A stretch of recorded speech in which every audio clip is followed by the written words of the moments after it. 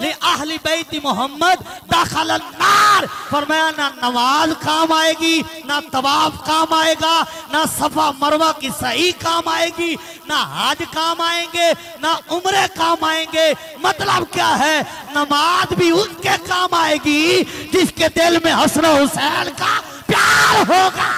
नमाजें उसी की, नमाजें काम आती, नमाजें काम आती तो शिम्मर को पढ़िए। शिम्मर वो है जिसने 16 हज किए हुए हैं। शिम्मर वो है जो कारी कुरान है। शिम्मर वो है जो हाफिज़े कुरान है। लेकिन ना हज काम आया, ना नमाज काम आई, ना कुरान याद करना काम आया।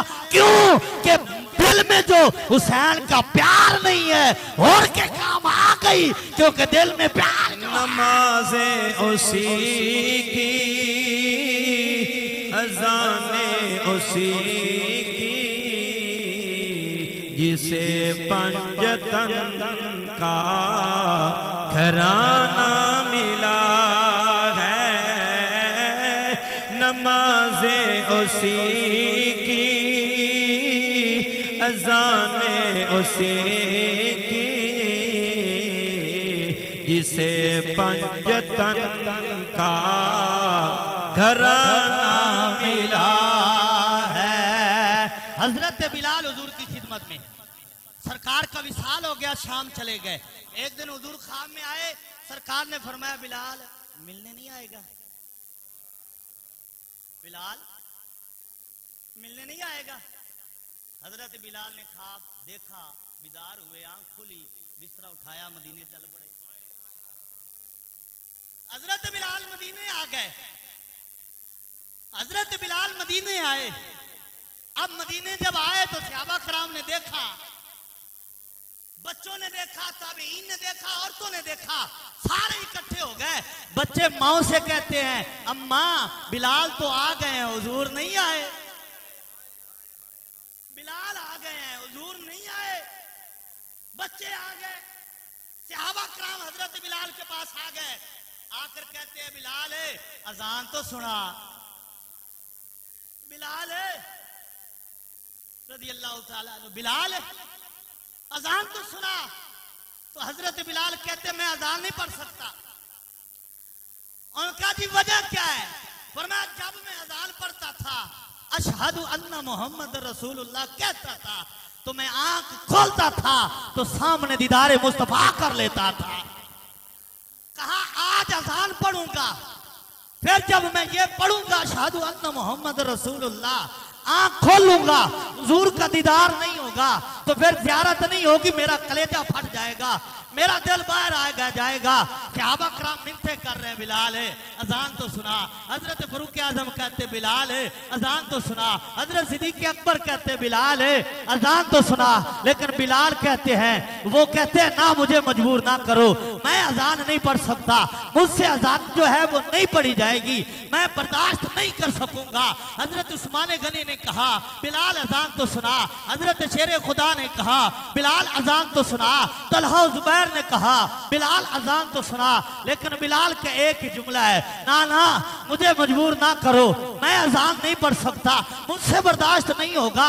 सहाबा कराम ने बड़ी मिन्नतें की, सहाबा कराम ने बड़ा कहा कि अजान पढ़ दे, लेकिन बिलाल लगातार इनकार कर रहे हैं। सहाबियात आ गई, बच्चे आ गए, उन्होंने कहा, बिलाल एक बार अजान सुना दे। तो बिलाल इनकार करे जा रहे हैं, इनकार करे जा रहे हैं, मिन्नतें कर रहे हैं कि मुझे ना कहो, अजान ना मुझे कहो। अब जब सब लोगों ने कहा कि बिलाल हमारी नहीं मान रहा, तो एक बंदे ने कहा, जाओ सईदा के दरवाजे पे जाओ, हजरत अली के बेटे को बुलाओ, जाओ हुजूर के नवासों को बुलाओ, हसन हुसैन को बुला कर लाओ। ये कहेंगे फिर बिलाल पढ़ देंगे। जब हसन हुसैन आए, हजरत इमाम हसन ने, हजरत इमाम हुसैन ने एक जबान होकर कहा, ऐ बिलाल एक बार अजान कह दे, एक बार अजान सुना दे। तो बिलाल ने कुछ भी नहीं कहा, ना ये कहा मुझे मजबूर ना करो। बिलाल ने फौरन अजान शुरू कर दी। तो बिलाल से किसी ने कहा होगा, ऐ बिलाल बड़े बड़े सहाबा कराम थे, बड़े बड़े बुजुर्ग थे, बड़े बड़े लोगों ने तुझे कहा, हर एक की बात इसको टाल दिया, हर एक की बात का इनकार कर दिया।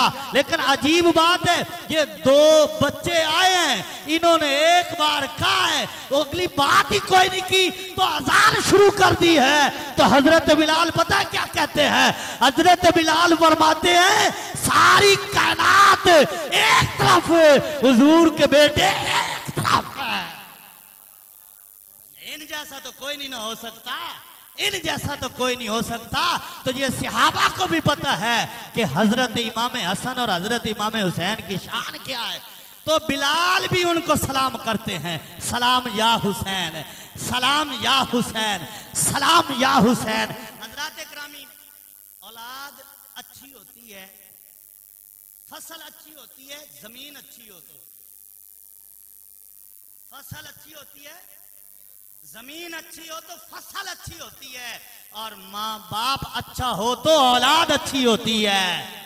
तो हसन हुसैन की फिर क्या शान है कि जिनका बाप अली वलियों का सरदार है, थोड़ी थोड़ी सुभान अल्लाह कह छो, जिनका बाप अली वलियों का सरदार, जिनकी माँ जन्नती औरतों की सरदार, और जिनका नाना नबियों का सरदार। तो शायर ने नजराना पेश किया, अफजल है कुल जहां से घराना हुसैन का, अफजल है कुल जहां से घराना हुसैन का, नबियों का ताजदार है नाना हुसैन का। एक पल की ना थी हुकूमत यजीद की, एक पल की ना थी हुकूमत यजीद की, सदियां हुसैन की, जमाना हुसैन का, सदियां हुसैन की, जमाना हुसैन का। तो कैसी औलाद है, नाना नबियों का सरदार, बाप वलियों का सरदार, माँ औरतों की सरदार, खुद जन्नती जवानों के सरदार है, खुद जन्नती जवानों के सरदार। तो इस घराने की मिसाल कोई कायनात में मिलती है? और फिर आगे देखिए, और आखिरी बातें हैं, हजरत अली वो हैं कि जिनके बारे में सरकार ने फरमाया कि अली जुनबी हालत में भी मस्जिद में आ सकते हैं, जुनबी हालत में भी। हवालों का वक्त नहीं तो हवाले के वक्त ही जो है हवाले हो जाएंगे। बात सुनिए, फरमाया अली वो हैं जो उस हालत में भी मस्जिद में आ सकते हैं जिस हालत में कोई नहीं आ सकता, कोई नहीं आ सकता, उस हालत में भी आ सकते हैं। हाँ जी, अली उस हालत में भी मस्जिद में आ सकते हैं, क्योंकि इनको पाक रब ने किया है। इनको पाक, थक गए हो तो आप अगली गल भी छाड़ देनी है।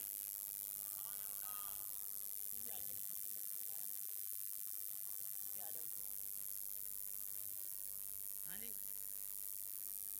अली वो हैं कि जिनके घराने को खुदा ने पाक किया है, फिर ये नापाक कैसे हो?